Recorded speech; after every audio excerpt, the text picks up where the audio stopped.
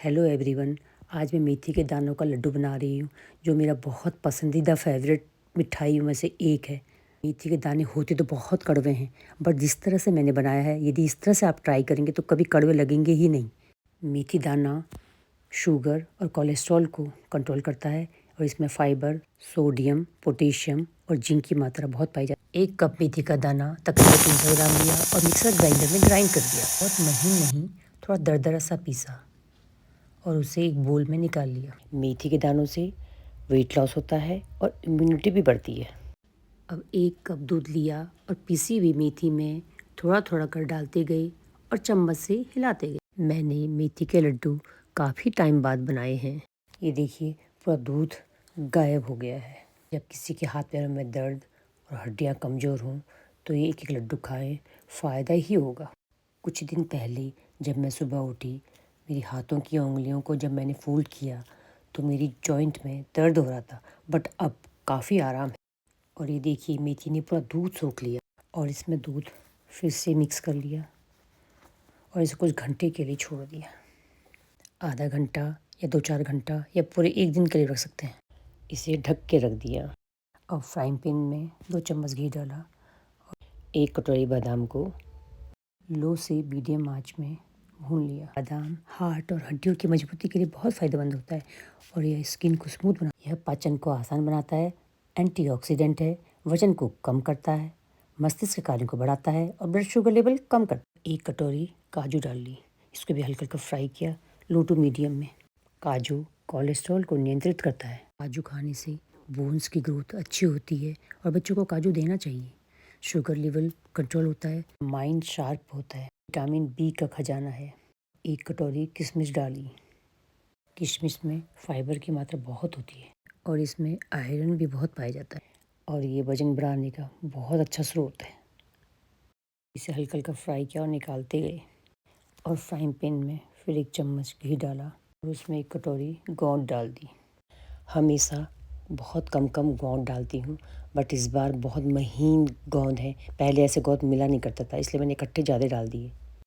इसे फ्राई करते गए और निकालते गए। हमेशा आंच हल्की होनी चाहिए, वरना अंदर से हमेशा कच्चा रह जाता है। और 1 चम्मच घी में फिर से गोंद डाला। गोंद की तासीर बहुत गर्म होती है, जाड़ों में इसे ज़रूर खाना चाहिए। ये बच्चे, बड़े और बूढ़ों सबके लिए फ़ायदेमंद होता है। इसे विशेषकर न्यूली मदर को ज़रूर खानी चाहिए। पिस्ता भी तैयार किया था, बट ये कुछ अच्छा नहीं लग रहा है। फिर 1 चम्मच घी डाला और उसमें मखाने डाले मैंने। इसे चाहो तो बिना घी के भी फ्राई कर सकते हैं। मखाने की तासीर ठंडी होती है और इसे किसी भी मौसम में खा सकते हैं और ये हाई कोलेस्ट्रॉल के लिए फ़ायदेमंद है। इससे इम्यूनिटी बूस्ट और शुगर कंट्रोल होता है। फिर 1 चम्मच घी में अखरोट डाल लिया। इसे भी हल्का हल्का फ्राई कर लिया और ये रक्तचाप को कम करता है। ये वजन को सही बनाए रखने में सहायक है क्योंकि इसमें ओमेगा 3 पाया जाता है। 1 चम्मच घी डाला, उसमें खसखस या पोस्ता डाला। हल्के हल्के चलाते रहे। ये पोस्ता दिल से लेकर दिमाग तक की सेहत को दुरुस्त करता है और इसकी तासीर ठंडी होती है और ये फाइबर, फैट और ज़रूरी पोषक तत्वों से भरपूर होती है। खसखस, पोस्ता कई मिठाइयों में और पंजीरी में काम आता है। अब ये देखिए, ये सारा सामान मेरा तैयार हो चुका है। इसमें नमी सारी हटा ली है मैंने। गोंद को मैंने थोड़ा ज़्यादा लिया क्योंकि इसकी तासीर थोड़ा गर्म होती है, बाद में फिर हम खा ही नहीं पाएंगे और हड्डियाँ भी मजबूत और मांसपेशियाँ भी मजबूत होंगी। अब मिक्सी में बादाम डाल लिया सारे और काजुओं को भी डाल ली। ये इकट्ठे मैंने मिक्सी में दरदरा पीसना चाहिए था, बट ज़्यादा पिस गया। अब मेरे मखानों की बारी आई और इसे मैंने मिक्सी में डाला और कम दरदरा पीसने की कोशिश की। अब देखिए, एक बड़े बर्तन जिसमें ड्राई फ्रूट्स रखे थे, इसी में ये भी निकाल के रख लिया। अब गोंद को भी मैंने मिक्सी में 2 राउंड पीसा और निकाल लिया। मैं चाहती थी 1 दिन में बनाना, बट 1 दिन में बना ही नहीं पाई और ये मेथी का दाना रात भर भीगा रह गया। और ये देखिए, दूध सारा इसने सोख लिया, बट 1 दिन रहने से और ज़्यादा अच्छा बनेगा। इसे सारा मिलाकर एक साइड को रख दिया। मैंने फिर से 2 चम्मच घी डाला, बट आप लोग आधा कटोरा घी डाल सकते हैं।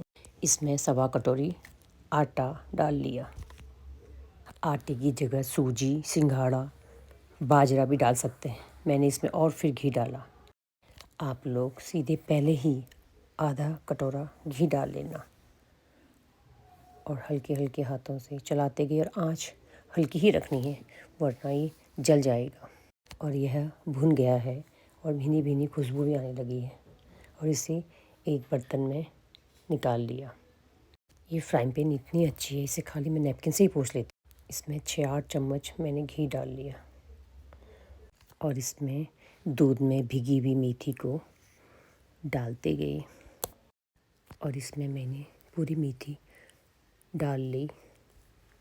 और देखिए ये बहुत सूखा लग रहा है, इसलिए मैंने इसमें फिर घी डाली 2-4 चम्मच, इसलिए आप पहले ही आधी कटोरी भी डाल सकते हैं इसमें।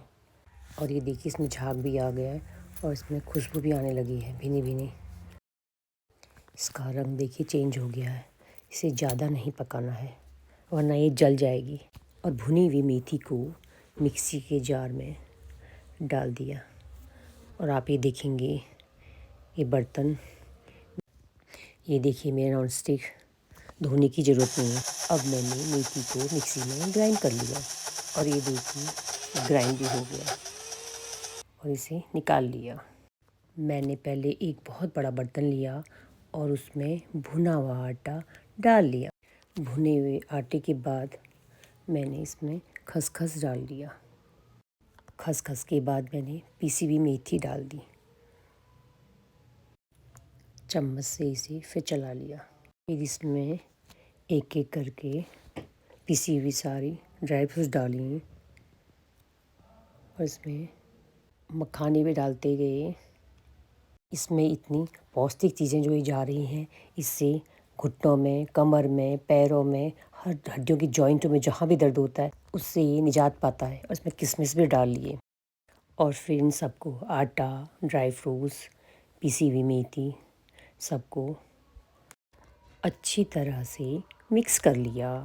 अब मुझे लग रहा था कि अखरोट मैंने कम डाल लिया, क्योंकि इसको खाने से हाई बीपी, हाई ट्राइग्लिसराइड और डायबिटीज़ की बीमारी का खतरा कम रहता है। और फिर फ्राइंग पैन में 2 चम्मच घी डाला और उसमें गुड़ डाल लिया। मैंने 1.25 कटोरी के करीब गुड़ डाली और चीनी का प्रयोग बिल्कुल नहीं करना था, इसलिए मैंने गुड़ भी कम डाला। और इसे ज़्यादा नहीं पकाना है। अब इसमें 1 बड़ा चम्मच अदरक का सौंठ डाला जो हमने घर पे ही बनाई है और 1 चम्मच काली मिर्च भी डाली और इसे बनाए हुए मसालों में मिक्स कर लिया। ये देखिए आपको फिर से दिखाती हूँ मेरा फ्राइंग पैन कितना साफ़ है, धोने की ज़रूरत ही नहीं, वरना साफ़ करते रहना पड़ता। ये अखरोट है, अखरोट डाल लिया, चम्मच से हिला लिया क्योंकि गुड़ गर्म है और गुड़ को ज़्यादा नहीं पकाना है। यदि गुड़ ज़्यादा पकाएंगे तो लड्डू पत्थर से बन जाते हैं। और थोड़ा थोड़ा मसाला लेते गए और फटाफट गरम गरम बनाते गए। जिस शेप में बनाना है वो बनाते गए, वरना ठंडे हो जाएंगे तो फिर ये लड्डू बंधेंगे ही नहीं। इसलिए इन लड्डुओं को गरम गरम ही जल्दी जल्दी बांधना पड़ेगा, जिससे ये ठंडे ना हो जाएं। और फटाफट रखती गई मैं। ये देखिए, ये देखिए मैंने इसमें पोस्ता डाला। चाहो तो आप लोग नारियल डाल सकते हैं, मुझे पोस्ता बहुत पसंद है। लोग नारियल को घिस के भी डालते हैं, बट मैं नहीं डालती क्योंकि मुझे नारियल सूट नहीं करता, गले में खराश सी होती है। आप लोग चाहें तो नारियल अंदर से डाल सकते हैं और बाहर से बूरे को लपेट सकते हैं। और ये देखिए मेरे मेथी के लड्डू अब तैयार हैं। आप लोग भी एक बार ज़रूर ट्राई करिए और मुझे बताइए कि कैसा बनाया आपने। इसमें कड़वापन तो बिल्कुल भी नहीं है, लेकिन मुझे मेथी के लड्डू बहुत पसंद हैं। मुझे मेथी के लड्डू इतने पसंद हैं कि होली में लोग मिठाई खाएंगी, लेकिन मैं ये लड्डू खाऊंगी।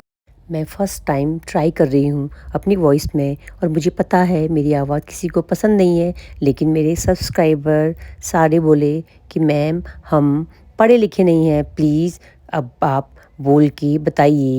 लीना एंड फ्रेंड्स की फरमाइश पे फ़र्स्ट टाइम बोल रही हूँ, माफ़ी।